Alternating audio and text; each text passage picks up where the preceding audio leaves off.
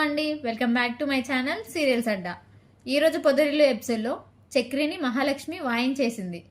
పెద్ద ఆర్కిటెక్ట్ అని చెప్పిన అబద్ధం నుంచి ఇప్పటి వరకు చక్రి చెప్పిన అబద్ధాలన్నిటిని కలిపి వీర లెవెల్లో ఫైర్ అయ్యింది. ఇక కవర్ చేద్దామని చక్రి ఎంత ట్రై చేసినా కూడా పనవ్వలేదు. మరోవైపు తాయారు కూడా తోడై నారాయణ గురించి, కొడుకుల గురించి ఇష్టం వచ్చినట్లుగా మాట్లాడుతుంది. దీంతో మహాకి కొత్త భయాలు మొదలవుతాయి.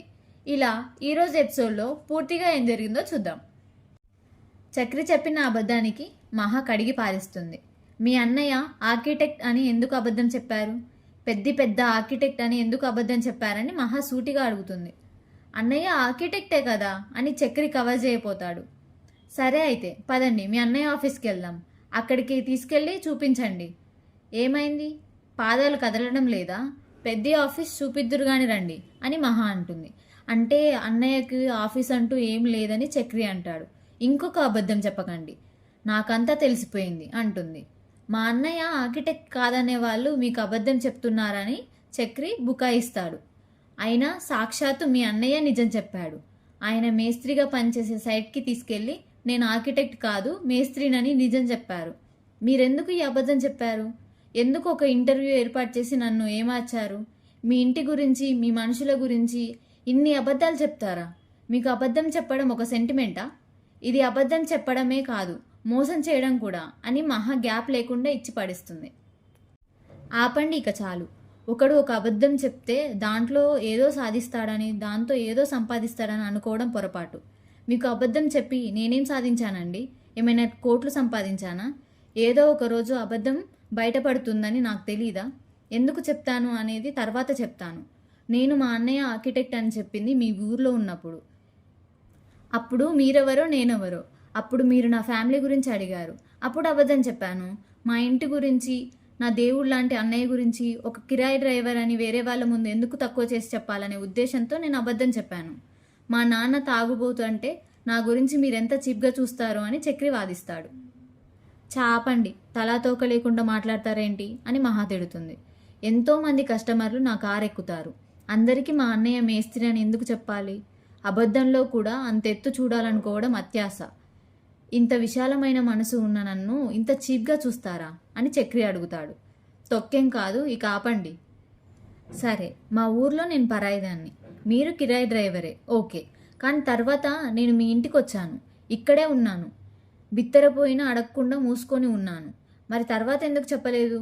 మీరు పుట్టించిన అబద్ధాన్ని ఎందుకు ఇలా పెంచి పోషించారని మహా నిలదీస్తుంది. మా అన్నయ్య గురించి మీకు చెప్పిన అబద్ధం గురించి ఆలోచించి నిజం ఎలా చెప్పాలి అని ఆలోచిస్తూ వచ్చానని చక్రి అంటాడు. అబద్ధం చెప్పడానికి ప్రిపేర్ కావాలి, నిజం చెప్పడానికి ఎందుకు అంటుంది. ఇప్పుడు చెప్తున్నాను, మా అన్నయ్య ఆర్కిటెక్ట్ కాకపోయినా నేను ఆయనను తక్కువ చేసి చెప్పలేను అంటాడు. ఆపండి, దయచేసి వదిలేయండి. ఒక అబద్ధం దాచడానికి 1000 అబద్ధాలు చెప్పారు. ఇక నుండి మీరేం చెప్పినా నమ్మను. ఇక నాకు ఏం చెప్పడానికి ట్రై చేయకండి అంటూ దండం పెడుతుంది మహా.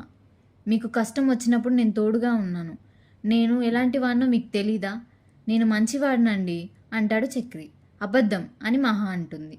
ఇక రోడ్డు మీద ఉన్న ఒక ఆటో ఎక్కుతుంది మహా. నేను మిమ్మల్ని డ్రాప్ చేస్తాను, ఎక్కడికి వెళ్తున్నారండి అని చక్రి అడుగుతాడు. అమెరికాకి.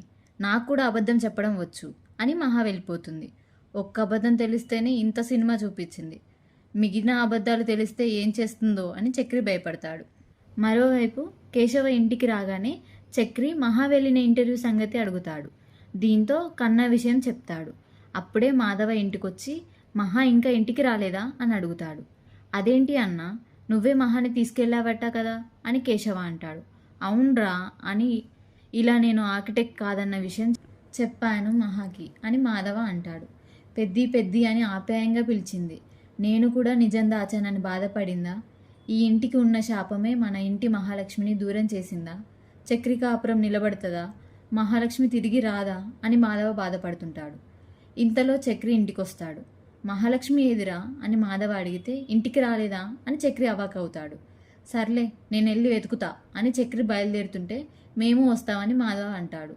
అవసరం లేదు, నేను వెళ్ళి వెతుక్కుంటా, ఇప్పటి వరకు చేసింది చాలని చక్రి విసుక్కుంటాడు. మరోవైపు చక్రి మొత్తానికి చాలా చోట్ల వెతుకుతాడు. అయితే మహా గుడిలో కూర్చొని ఉంటుంది.